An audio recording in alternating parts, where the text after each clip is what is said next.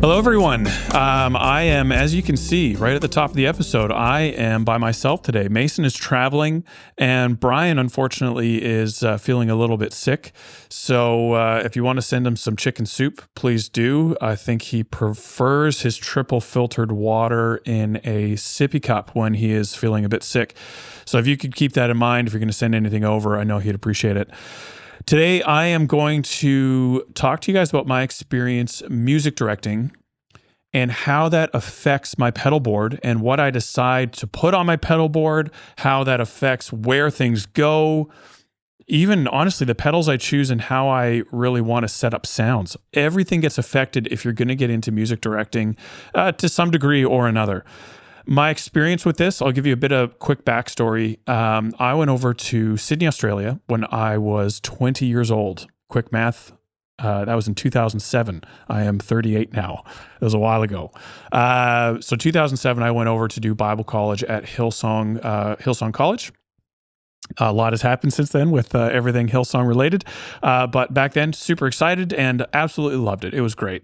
I ended up staying until 2020. Met my wife there. We had kids. So went for a year, stayed for 13. And it was incredible. I learned a ton. I went in, full transparency, not knowing, I didn't have a sweet clue about really how to play guitar in a band setting, even though I had done it for years before then. It was very quickly apparent that I really didn't know what I was doing, and arguably still don't. But I learned a lot. Transposing was a big one in the church context. And what I realized as well is a lot of the things music directing related in a church context, in a church service, of which I'll chat about a bit more context there in a second, it absolutely crosses over into playing pub gigs, into whatever other types of gigs you're going to be playing. There is a lot that can be learned and transferred between these two seemingly quite different contexts of playing, gigging venues at pubs, small clubs, all that type of thing, crossing over into church environments as well, or into worship services. And so at Hillsong, there was a lot of services in a week. On average, there'd be 2 on a Saturday, 4, 5, 6 on a Sunday. So there's 8, and then there would usually be 5 to 6 during the week. I did some quick math before this. I was kind of curious. On average, I'd play between 3 and 4 services a week when I was in college and pre-kids. That's a big one when I was there to learn. And then afterwards, I worked in the college teaching music and teaching bands how to play. And so I probably, over those 13 years, the math that I did, I probably MD'd about 1,500 services and messed up a lot. And that's kind of part of what I want to chat about today, is how you can reduce mistakes. And I learned all of these things I'm about to talk to you today because I did them wrong many times. And so, yeah, I've done a lot of services. The context of that environment was usually band-wise. On average, we'd have 2 keyboard players, 2 electric guitar players, bass and drums, and then maybe an acoustic.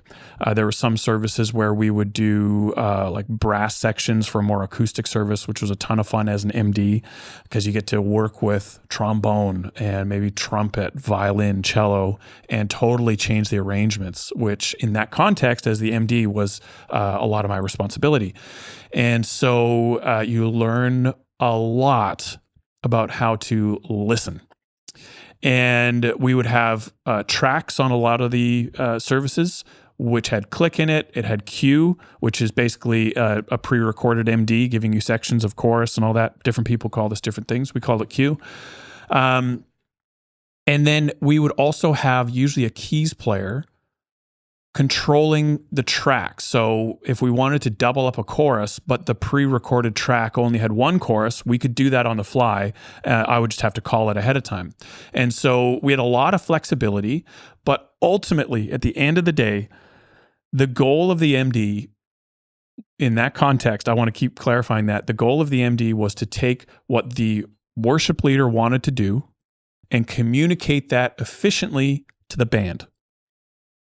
And whether it was MDing for a new worship leader or a very seasoned one,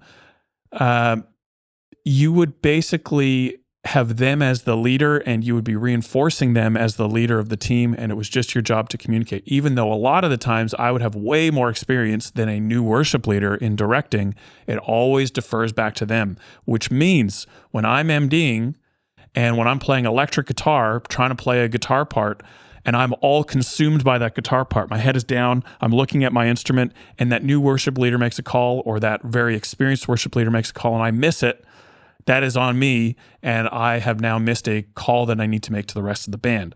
And so it can undermine that kind of leadership structure you have in place because you are too focused on your instrument and not focused on the stage or the band as a whole, and your job in communicating to that team, letting the worship leader know that you've seen them and you're communicating, all that stuff.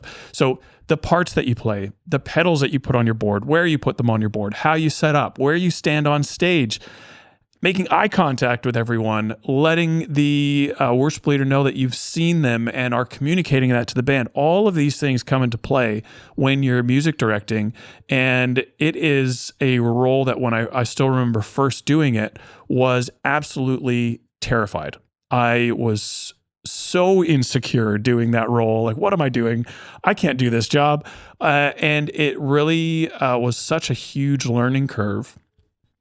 But towards after a year or two of doing it, it was my favorite role to do on stage because you really see how you can direct where the band is going. Even if you rehearse something totally different, you can direct where the band is going based on where you're at in the room, how it's feeling. Is it feeling a bit flat, or is it really energetic? Let's do that part again. And you can do all this in partnership with the worship leader, and it can make for some really fun experiences, to be quite honest. So the goal of the MD, in my mind, if you're going to be playing electric guitar and music directing, right away, your electric guitar, your sounds, sounding great for every single part, all of that takes a backseat to music directing. Music directing is now your prime role, and then the guitar playing, all that has to take a backseat because your job now is to communicate with the band.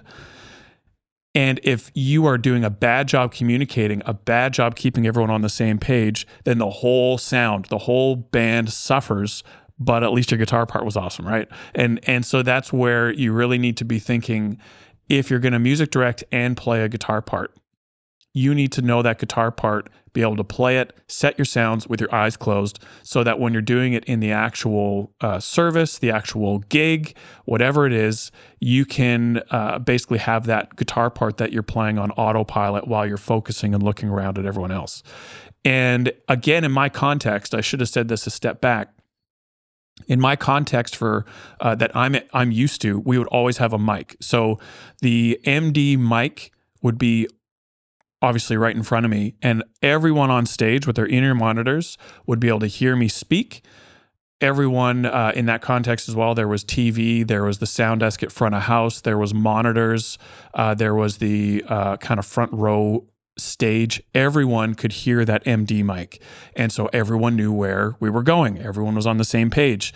Much more than just the people on the stage playing music. It was everyone that this call, change in direction, let's double up this chorus. So that affects the graphics, which is the words on the screen.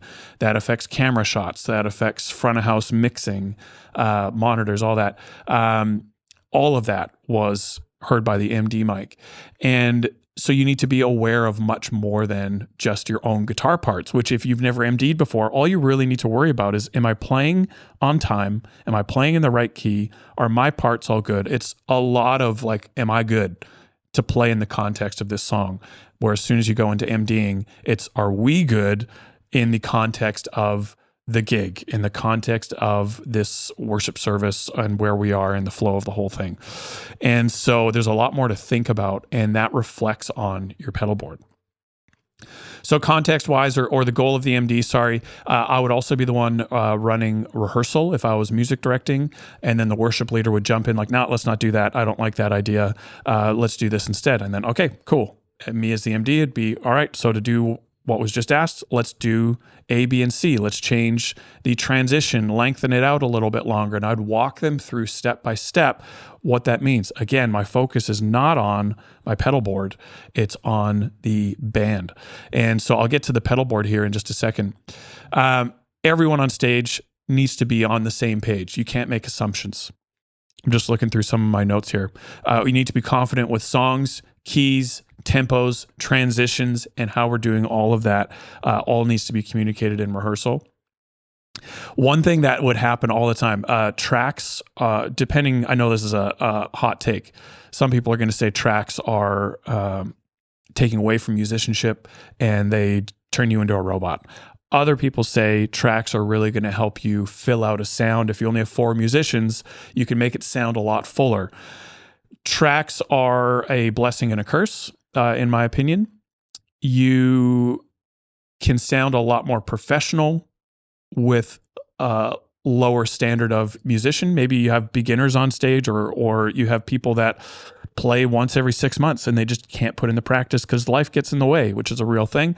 Or you only have 4 musicians, all of who are very competent, but you have quite a large stage and you want to make that filled out. You want to get some synth bass going on, maybe some strings, but you don't have any strings players on your team or in your band.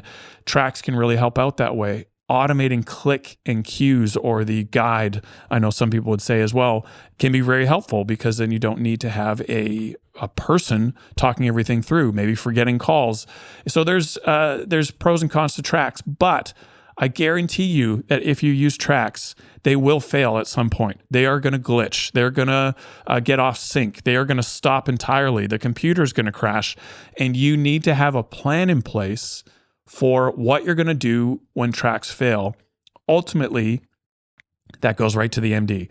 And whether the MD has a mic or not, you need to be able to communicate what you're going to do to get back on track, because there is nothing worse. There's nothing worse than the tracks dictating the service or the song, let's say, and you have no idea what to do when they fail. So you come in on the wrong key, and the tracks are in A and you come in C in the album key and you just totally forgot. Or tracks, I'm trying to think of there's been so many failures for tracks. Getting off track. The drummer isn't used to playing to tempo or just had a mind blank and now you're off click.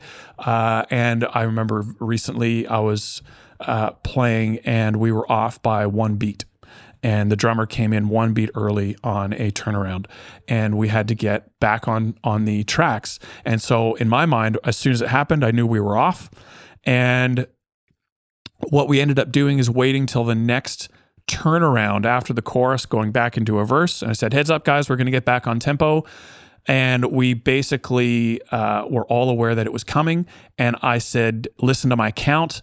And we came in back in on the verse on the downbeat, on beat 1. And it was one of those things where like, we might not get this. And we had no way of stopping tracks because they were controlled by front of house or the sound desk. So we didn't have a way to communicate, which is a separate issue.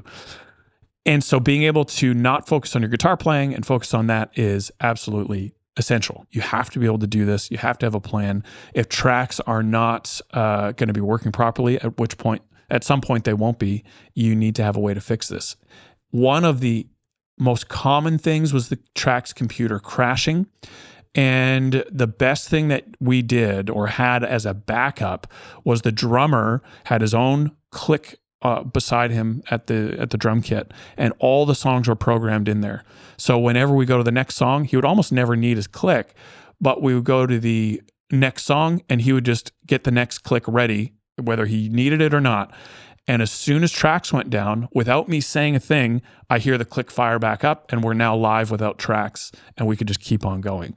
And if I heard a glitch in the tracks or heard anything as the AMD, I would just say, stop tracks. And the drummer would know, all right, I'm going to be turning my click on here as soon as tracks are off. And then we could bring tracks in on the next song. There's a lot going on in the typical kind of church stage these days with all the technology happening, or if your band uses tracks. I know we've set up, in-ears rigs or tracks rigs for touring bands that have 4 people, but they want to sound like they have 6 people. So touring bands, not in the church world, are using tracks as well, of course, all over the place. But the same thing needs to be put in place. You need to have backups for everything. And if you're going to MD from electric guitar, you need to be able to practice, know what you're going to do if tracks go down. Let's say when tracks go down, because they will. And there's obviously safeties and stuff you can put in place. But ultimately, you're going to find yourself, if you MD long enough, you're going to find yourself in a place where something goes wrong and you need to be able to fix it, or at least get the band back on track. That was a longer point than I intended.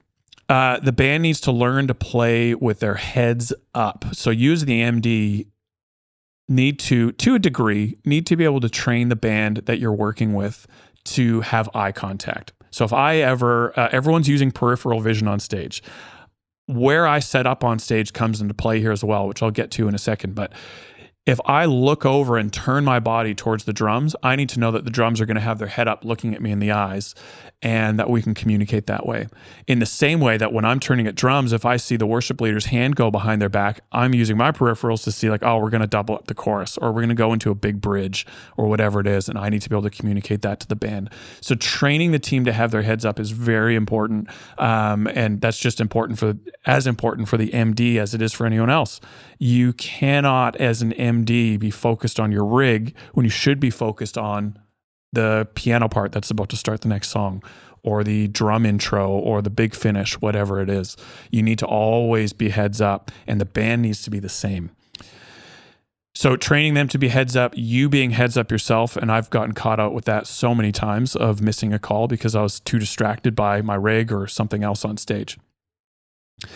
One of the things that, if anyone has ever been on stage with in-ear monitors with a music director or someone speaking into a mic that is a little newer to the role, the first thing that they are going to do is yell into the mic when things go off plan. They're going to start screaming into the mic like, guys, back on the... And it doesn't help anybody. A calm, collected music director is essential. And it's really easy to get panicked. It's really easy to lose your cool. But you just can't do it in that role because it just ruins everything. And honestly, there's been so many times I've had to pull my ears out because a MD was screaming into the mic, and my mix was not set for someone yelling. My mix was set for rehearsal levels, which everyone was calm in rehearsal, and now they aren't when things are going wrong in the actual gig or service or whatever it is where you find yourself. So there's no yelling. There is no panic. And the other thing as well is when you are music directing, and this is something you practice and eventually becomes muscle memory, is if you're talking into a mic. An MD does not need to have a mic. An MD may just be looking at people directing in rehearsal and then moving on from there. But if you're using a mic, you do your absolute best not to talk while someone is singing. So they might be singing, then they're taking a break or taking a breath, sorry. When they take the breath, like stand by for another chorus, and then they start singing again. Then they take a breath, let's go into it big, and then they keep singing. And you direct and you find your points to talk when you aren't going to be taking away from someone singing or messing with their pitch or, their mix. Because all they're going to do, if you keep doing that, is they're going to turn you lower and lower in their mix. And then when you have an important call that they need to hear, they will not hear you because you were too frustrating to work with as far as when you chose to speak, and maybe you're just talking way too much. You don't need to say much to be effective. And so don't distract the team or the worship leader or the front man, front woman, whoever it is that's leading this thing. Don't distract them with over complicated, instructions or speaking, anything like that. The other thing is this is the last thing, and then we'll move on to how you actually set your mix and then onto your pedal board. You need to have an opinion as a music director without being overbearing. You need to direct people confidently, but you also need to defer to the person that's leading it. If you're doing stadium shows and you're doing this kind of context, this kind of format where you have an MD on stage speaking to the band, but obviously no one in the audience can hear them. If you're doing that, the person, the front man, front woman, they need to be able to engage with the crowd and not be distracted by you talking, but you still need to direct everyone. And so you need to pick your ways to do that well, but you need to be confident in how you do this. And you need to be able to direct people confidently until a disagreement comes from the front person, the worship leader, whoever it is. Until they tell you otherwise, you're basically leading this thing and you're doing it confidently. I always joked around with a particular worship leader back in Hillsong, and we would always try and have a perfect game. I'm not a sports guy. I don't have sports analogies up my sleeve, but every once in a while I've got a good one, and perfect game was it. And the goal of that was, he was a very confident worship leader, very good at his job. And so I know that he would tell me to change my call or change where the direction was going if I got it wrong. But the goal was to make it through a 4-song set, essentially, without him having to make a single call, because I had preempted all of his calls. I was looking at him. I was looking at, in that context, the congregation or the people there to worship and be in the service. And I was looking at all this information, the information that he was looking at, and the clock. We usually had 18 minutes to get through 4 songs.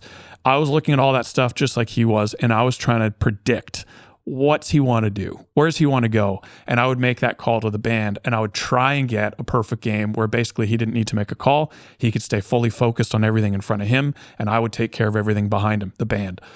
And I think we maybe got there once, but I'm trying to, it was always so close. We almost got there, but it was just kind of one of those challenges. And that's the frame of mind that you're trying to go into as a guitar player / MD. You want to be able to predict what is going on the stage.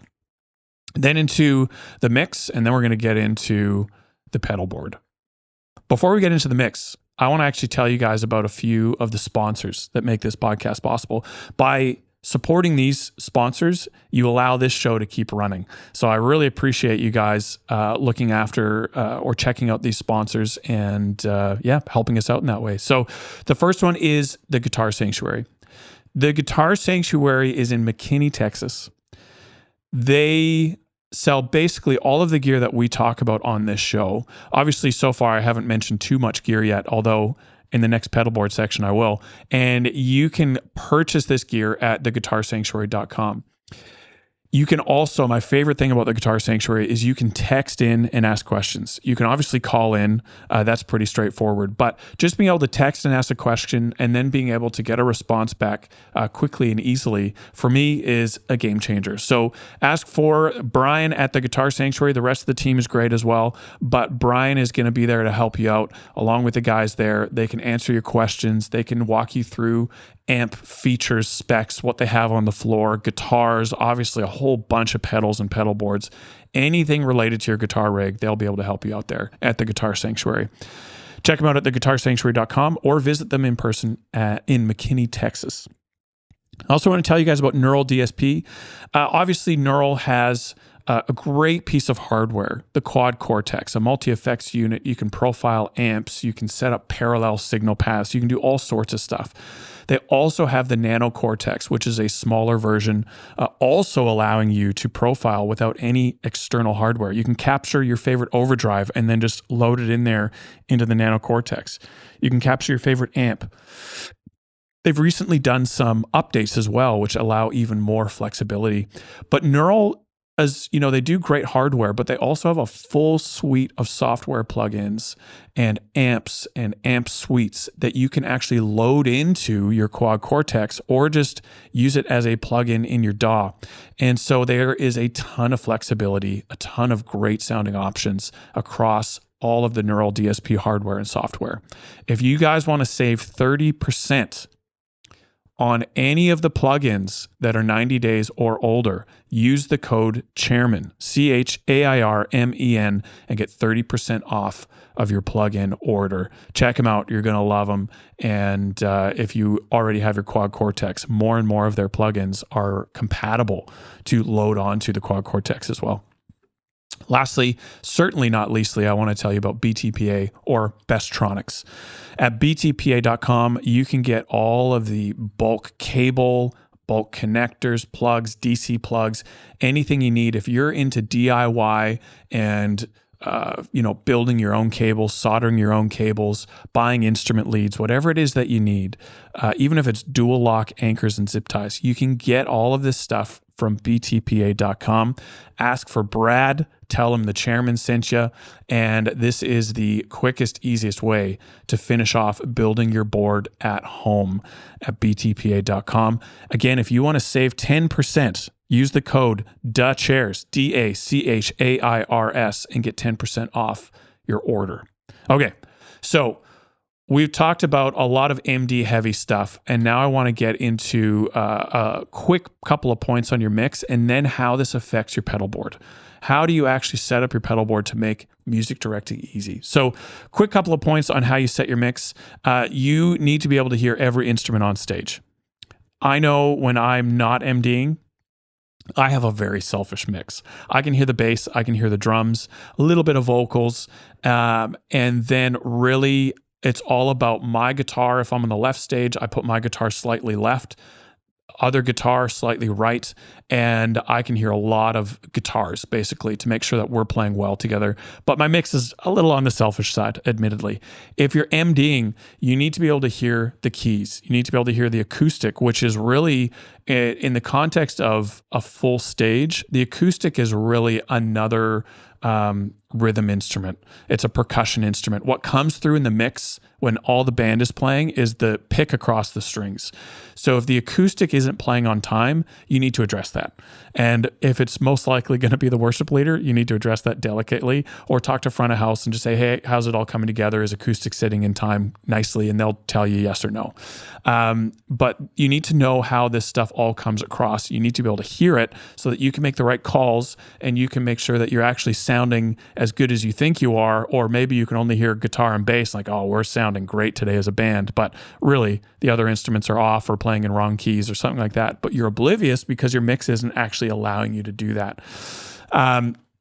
So basically your mix can't be selfish. Panning as well. If you have a stereo mix, panning is your friend. So being able to move the instruments around in your mix, even where they're standing on stage. So if you're standing on the left side of the stage, you can put the other guitar that's to the right of you a little bit off to the right. You can pan the drum mix, snare and kick maybe a little in the middle, toms going across, left and right overheads on the left and right of your mix, so you can get a wide kind of feel for drums if you like. No point in panning bass if it's a low frequency instrument, just keep it in the middle. And then you can pan keys slightly depending if you have more than one, or where your mix is kind of, lacking, you can kind of fit keys in there. And then also vocals, you can pan those as well. When I was learning, we had great monitor engineers, and I would just ask them like, hey, my mix feels crowded. I can't quite hear anything. Can you work your magic and tell me what you did? And if it worked well, I would ask them, and they would say, oh, I moved keys over here. I put click a little bit off to this side.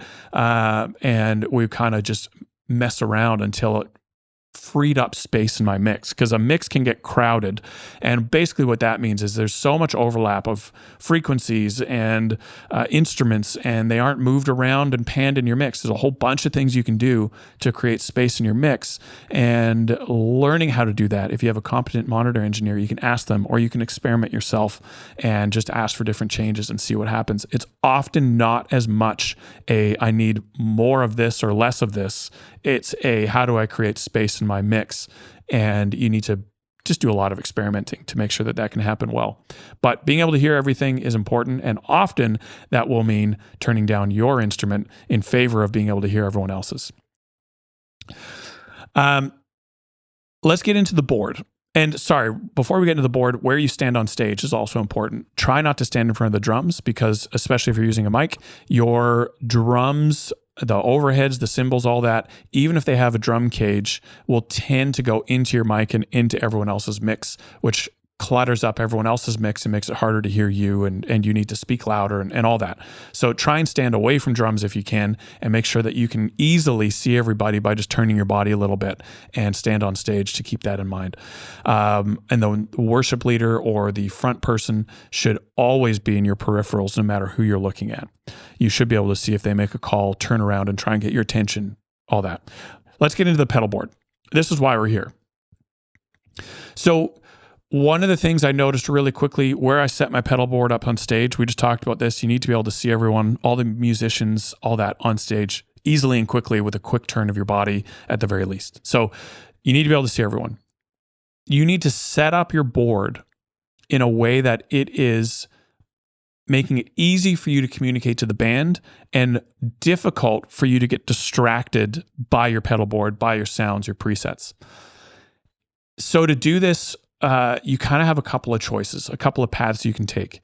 You can have a simple pedal board that is easy and quick to dial up sounds. And I mean like a couple of presses, foot switch presses, you should be able to set up any sound. If you can't do this, or more realistically, if you're not willing to do this, to have a simple pedal board, then you really need to get into the world of MIDI programming. And the reason I say this, I opted to go for the world of MIDI because it meant that I could set up a song list. And admittedly, this took a bit more time to prepare, but I could set up a song list and I could essentially hit one button and the sound for that song section, maybe the bridge or the chorus, I could do that all in one button press. Tempo would change, my delays, reverbs, overdrives, whatever effect would also change, and I could get to sounds really quickly. And so often what that meant, like if you're watching on video, I would basically go over the MD mic and I would look down at my pedal board, hit the change really quickly, but I would still be able to keep everyone in my peripherals while I was doing that. And when I change my sounds would also affect. In transitions, or changing into a new section, are key times that unexpected things are going to happen. In the middle of the chorus, you're probably not going to have anything unexpected changing. So I get my feet ready on the button I need to push in the middle of a section so that when the bridge came or when the new song came, I didn't have to look at my board. I could just hit the button with my foot, and you can't see that on camera, but I just did that right now off camera, I promise. You can hit that button with your foot, and you don't have to look down at your board at a key point where change is happening. So you need to set up your board, either keep the board really simple, or if the board is more complicated, implement something like MIDI so that you can have global changes across your board very quickly, very simply, and so that ultimately your pedal board is not a distraction from your primary role as a music director. So that's a tough decision to have to make, but I think there is nothing wrong with having a simple pedal board. When I first showed up in 2007 to Australia and to Hillsong, what was required of guitar players at that point, and this was a good time, was a DD5 with an external tap tempo and a TS9. That's what you needed for a pedal board. And it was great. I loved it. And I still love that. Then obviously reverb came in, multiple overdrives, volumes for swells, and also, a TU2, a Boss tuner. That was kind of, and still is for a lot of people, the standard. And that was great. I mean, it was an incredible pedal board. And it was not distracting. The overdrive, you could clean up and get multiple overdrive sounds by how you set your volume on your guitar. The delay, you would have to bend down and change the delay types or anything like that if you wanted to get a different delay sound. The mix level, all that you'd have to do manually. But ultimately, you could just set a delay, turn it on or off, and then the FS5U, the external tap for that delay, was always there, and you could just leave your foot over top of it to set new tempo. There was no MIDI programming. There was none of this. It was really good, actually. I really enjoyed that. So that was the side of the thing I just mentioned, where you would have a simplified pedal board so that you could pay attention to the band. And things obviously since then have gotten a lot crazier and a lot more complex. And now I would say the majority of people in that kind of realm are doing more of the MIDI programming and doing a lot more prep ahead of time. I would say as well, if you're just getting into music directing, you don't want to take guitar parts. I personally am not a fan of using the term guitar one, guitar two. I think you have guitar players, and I know for us, we would use guitar one, guitar two, but that only really told you where they were standing on stage. You would be, guitar one was on the right side of stage, guitar two was on the left side of stage. But either guitar would take guitar parts. And as the MD, you would say, hey, why don't you take the guitar parts for this song? I'll take the intro for the next one. And you would communicate and you would just talk about it. It wouldn't be assumed that guitar one was playing all lead parts. And that's a total side. That doesn't really matter. But as an MD, you want to be able, again, to focus on the band and the direction of the service, running rehearsal, all this. And if playing guitar parts is going to pull away from that and you don't yet have the skill set, it's practiced and you can learn it, but you don't yet have the skill set to play that guitar part while looking around stage, then don't play guitar parts, just play rhythm and you'll be good. You'll be a much better MD by learning how to do that than trying to look like you have it all together, play all the guitar parts, the lead lines, and direct the band, because you will miss calls if you do that and you haven't practiced it. So in the beginning, try taking chords only. Where you set up on stage and your pedal board, you need to allow for the microphone, if you're using one, and assuming you're a right-handed guitar player, the mic needs to be on the right-hand side, because if it's on the left-hand side and you move your headstock, the neck of your guitar is going to bash into the microphone. So you need to make sure that you don't have anything that is going to stop you from putting the mic on the right-hand side of the pedal board, right at that top corner of the pedal board. So you need to be able to set that mic up properly. I'm just looking through what I'm missing here. You also need to think through what side your volume pedal is going to be on. So if you're talking into the mic and you need to do a volume swell at the same time, the volume pedal should be on the side of your board. That's going to make that easy. And oftentimes, I know for me, I always liked having my volume on the right, but it's easier to talk into the mic on the left. So I would do setups and I'll go back and forth. Ultimately, I just settled for the volume being on the right, and I just set my mic up in a way to facilitate that and make it easy. But you want to set up your board and think this through. If you're going to be MDing a lot, you almost, when you're setting up your board and doing your layout, you want to pretend like you're talking into a mic and can I see everything? Can I access everything? Is the volume pedal or the expression pedal or the MIDI controller set up in such a way that it's going to make this easy? And another thing I learned very quickly is that having my MIDI controller far left and my volume pedal far right, with a couple pedals in between those two, made it very difficult to do things quickly. And so I would always put my volume pedal right beside my MIDI controller, whether that was on the left or the right, when I couldn't make up my mind and I was going back and forth. Putting those things together made my life a lot easier. I already talked about, are you going to simplify your board or get into the world of MIDI? Again, I chose the world of MIDI, but my prep time and the amount of time I had to kind of program songs and get things ready did go up a little bit when I made that decision.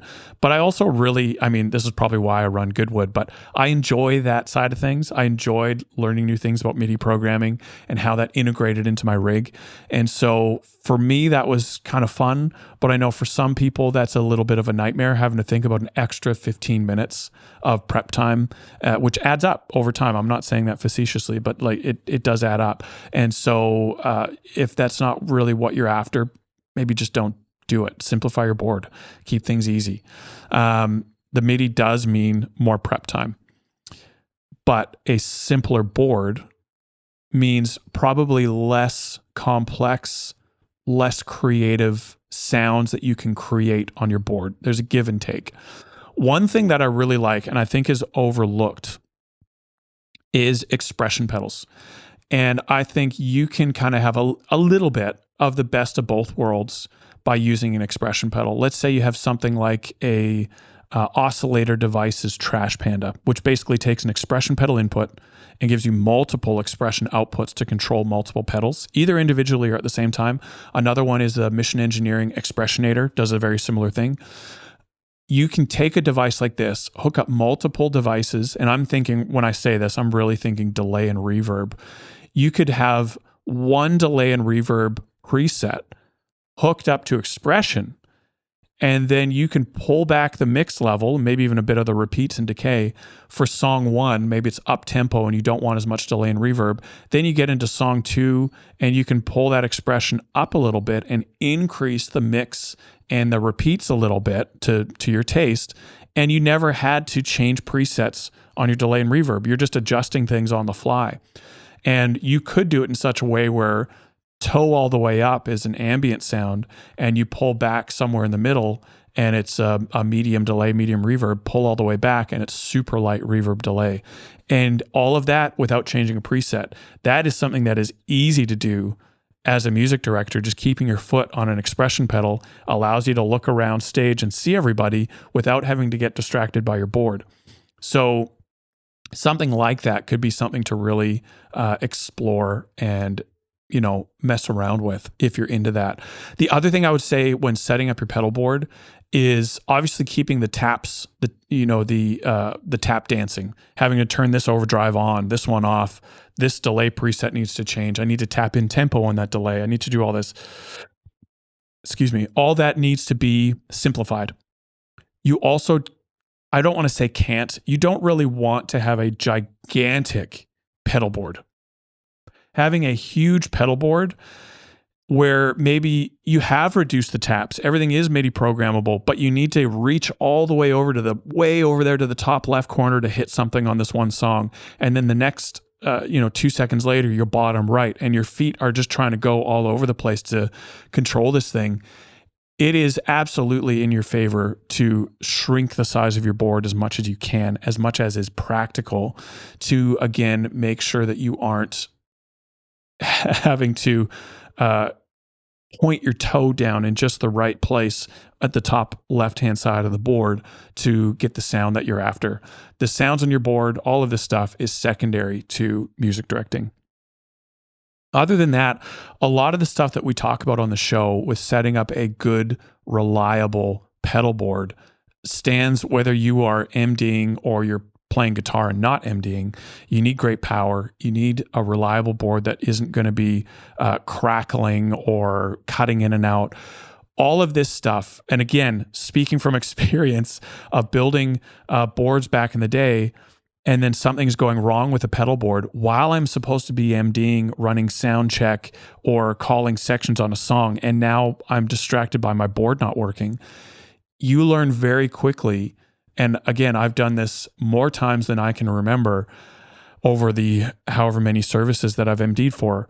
If my board goes down, I turn my volume pedal off or the volume on my guitar off, and I just mime. And I just make sure that the band is good. Say, hey guys, my guitar is down. Guitar 2, whoever you are, Mr. Guitar, can you just play like you're the only guitar? Take all the parts, do all this. And we would just go on and I would mime until I had time to fix my board.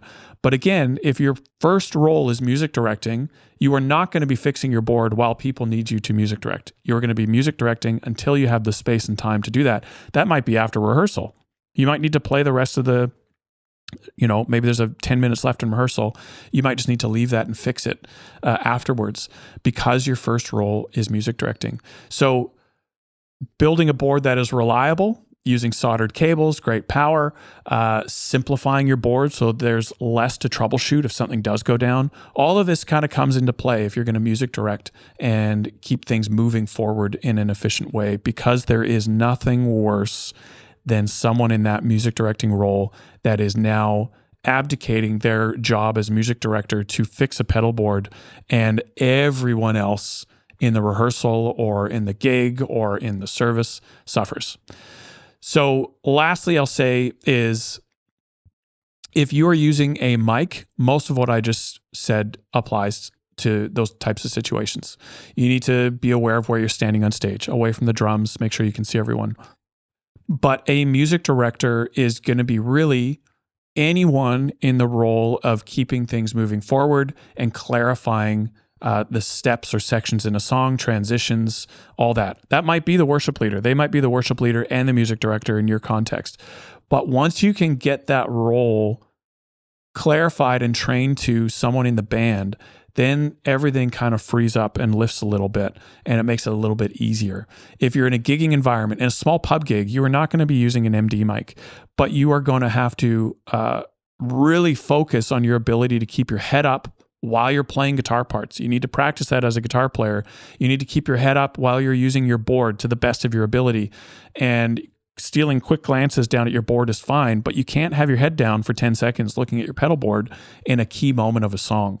So your board needs to be easy to use And you should really practice how you set your songs, how you set your sounds, how you transition between songs, how long you're actually going to be looking down at your board to set up this sound. And you need to be able to do that quickly and efficiently, whether it's a pub gig without a mic and you're just relying on eye contact and little chats here and there in between songs, or it's a fully in-ear monitor kind of run service and a whole bunch of different people can hear you. All of this stuff needs to be practiced so that you can MD efficiently without your guitar being a distraction. I hate to say it, but guitar isn't the first priority in this context, like I've mentioned already. It should be. I know it's hard to hear, but guitar isn't always going to be number one, especially if we're talking about music directing. That is the priority. And then everything else, the decisions on your pedal board, what gear you're using, how complex you make your rig, how many pedals you add on there, how big the board is, how accessible everything is. If you do MIDI control or simplify your board, where your volume pedal goes, all of this stuff is affected by the primary role, which is music directing, and you need to make the guitar playing easy after that. Hopefully this is making sense so far. I would love to hear your guys' questions and thoughts on this, because I'm no longer in Australia. I'm now in Canada since the beginning of COVID, since 2020. I moved over here, and my playing has drastically reduced now that I'm not in that environment anymore.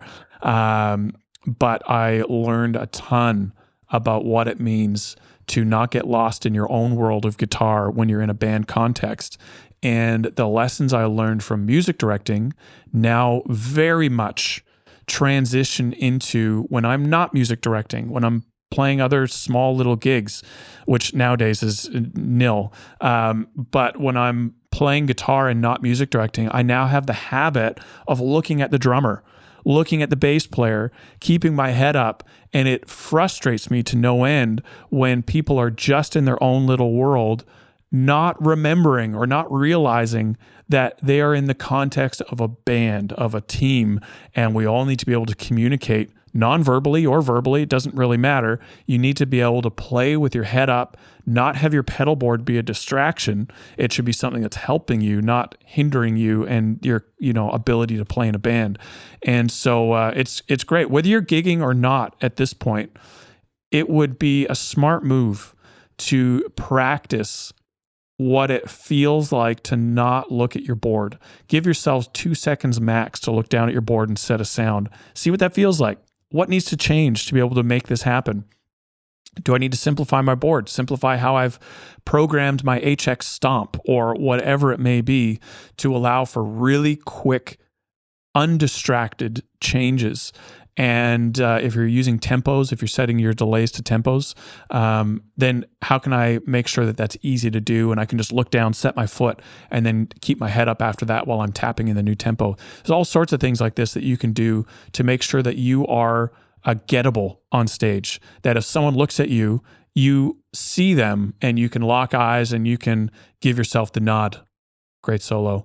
And you can actually communicate that way. And so I think this is all, important. It's important to practice this stuff. It's important to set your rig up in a way that it doesn't force you to be in your own world of guitar while blocking everyone else and everything else out because you can't lift your head up from your pedal board. So a challenge for you, something that, again, I have made every mistake that I have mentioned today multiple times over. I did not learn the first time, and I will still make these mistakes again in the future. I know that for sure, but all of this stuff gets easier the more you do it. And so try setting up your board in such a way that it's not a distraction, that if you're going to get into music directing, you can do it without getting lost in that. You can use your peripherals to see everyone on stage. You can make confident calls with changes that come up, of which they always do. And if tracks go down or whatever happens that is unforeseen, you can do it in a way that you can be calm, collected, and you can get everyone back on the same page quickly. And hopefully within a section or so, you can, move forward and just keep it going. And there's something really cool about when you experience that with a band, like, the tracks went down, but man, we got on within one section. All that stuff is stuff that brings you together and builds confidence over time. in a way that, not many other things can in a band context. So I think it's hopefully something that's been helpful today, talking this stuff through. I'm looking forward to having Brian and Mason back next week so we can get back in the Miata together and head a little bit closer to Tonetown. If you guys have not yet left a review on Apple Podcasts, on Spotify, this is the way that it basically brings this podcast out to other people that haven't heard about it yet, and is hugely appreciated. I know a lot of you guys ask how you can help support the show. Supporting the sponsors, leaving a review, that is, it's very helpful to us. And if not, just the fact that you're listening is great. And we really appreciate this community. Check us out on Facebook, Chairmen of the Boards, and we have a community there where we ask questions about pedal boards. Mason, Brian, and I are all on there. And if you have a question about your rig, post it in Facebook. Check us out on Instagram as well. There's a Chairman of the Boards there as well if you want to ask a question. But I think that's it for today, guys. Thank you so much for tuning in, and we will see you next week with the three of us, the three chairmen back, and we will talk again about a hopefully exciting topic then as well. See you guys later. Bye.